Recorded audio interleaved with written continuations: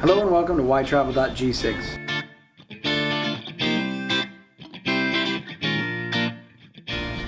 Today is day one of our camper build. My hope is to lay out and weld together the floor in its entirety and get it connected to the frame.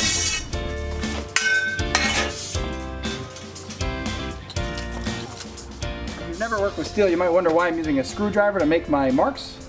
Pencils, pens, markers, Sharpies, none of that works on steel very well. You get a screwdriver, well, you could buy a scribe. But in my case, you get a sharp screwdriver with a tiny point, flathead, and you can scribe the marks all day long on there.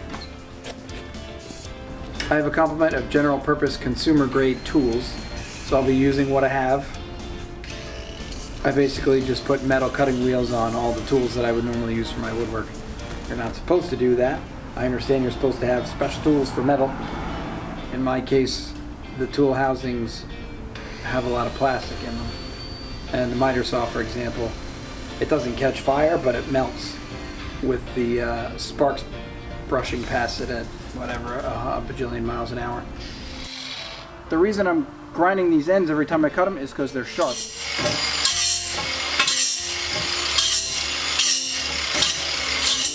Also, it makes a nice, snug fit when you're welding end to end.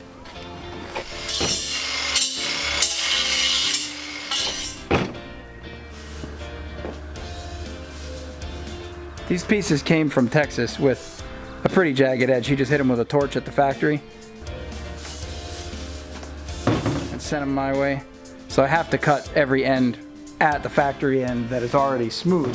They were 24 feet long and he just cut them in half to fit them on my brother's trailer. My trailer is designed to sit on top of a jet ski trailer.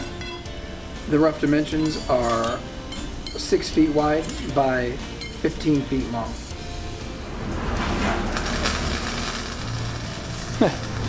Already got some filth on me. One of the things I am not is an accomplished welder. I do this on weekends as a hobby. And really not a hobby, but rather just to accomplish things that I want to build. So, those of you that are going to comment in the comments below, I understand I'm not doing a great job welding. Thank you.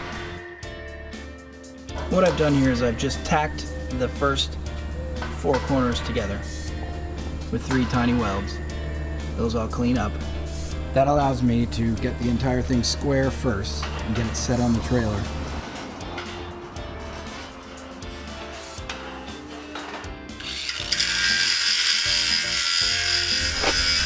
Putting in very small tacks on the frame. That's just so that I can work with it without any trouble.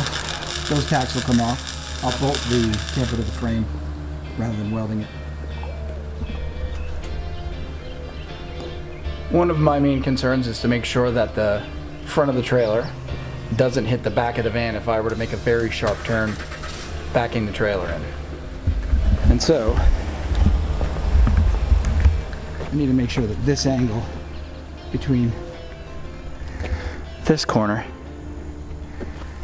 and this corner is broad enough that I'm not going to strike the bumper if I were to turn very sharply.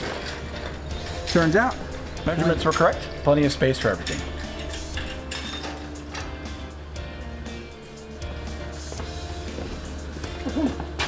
My little welding partner, Penny.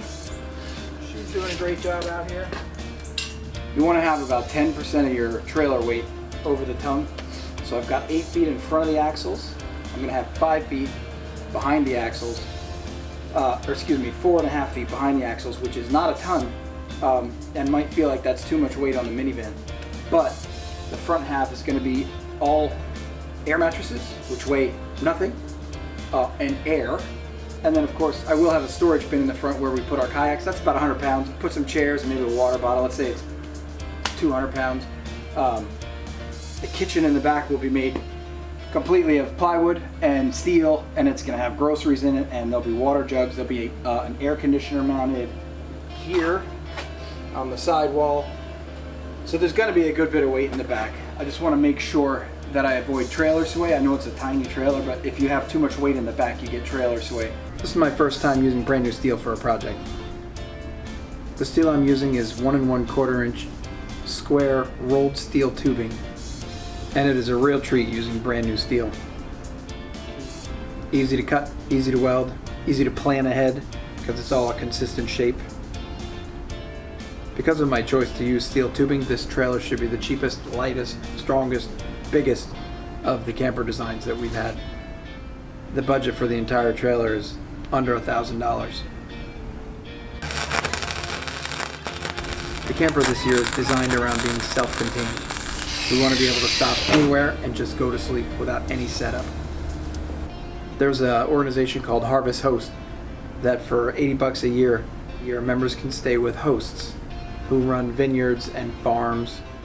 This means we have to have an indoor kitchen, an indoor bathroom, and water tanks in order to qualify to be Harvest Host members. We'd like to be able to boondock in Walmart and Cabela's parking lots. And of course, we'd like to stay on BLM land as much as possible. We decided we will have air conditioning in the trailer as well. Throughout our trip, we'll stay at state parks occasionally so that we can get a shower and enjoy some nice air conditioning. There are some significant advantages to welding rather than using wood. One of them is, if you make something too short, you can simply fill it in by welding the space in between. Now, of course, I haven't cleaned that up yet, but that'll get cleaned up in the end. But you can see if that was a piece of wood, I had to have to recut it.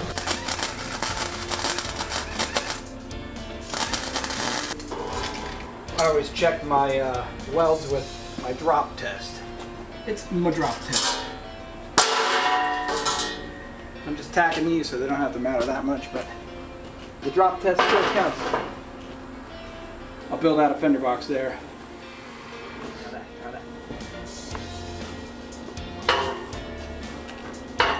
Got to be bumped into place. That's my steel hammer. Get it? Put them made of steel.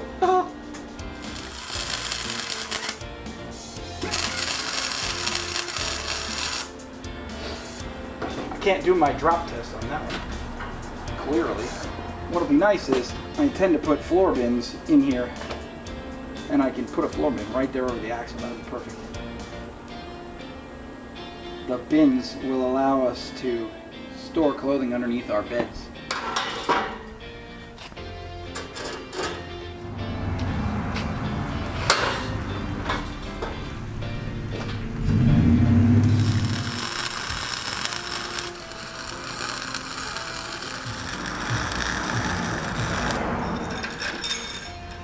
In this location, I have to watch the grass to make sure I don't catch it on fire. It seems prophetic.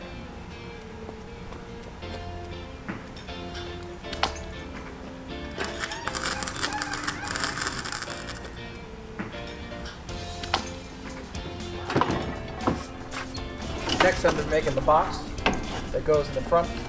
It acts as storage, and then it'll also act as the base for the beds. The upper two bunks in the front of the trailer.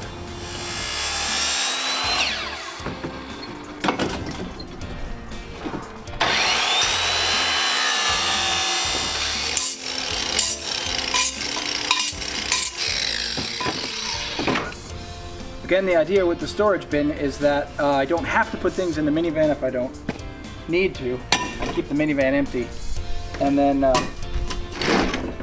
throw the kayaks in the van as needed.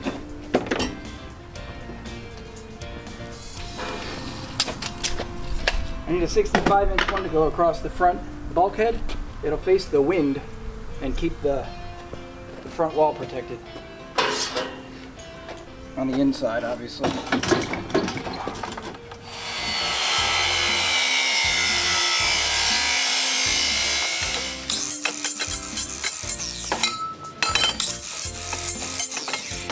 As you can see, the sun is high overhead. Time to call it quits. It's part of the mix when you're welding in Florida.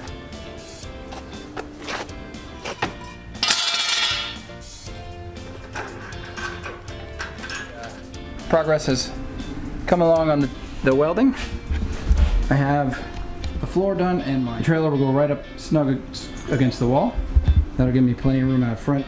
As you can see, in terms of it being skinny enough to fit, it is just clearing on my bicycle tire so that I can push it in and out by hand.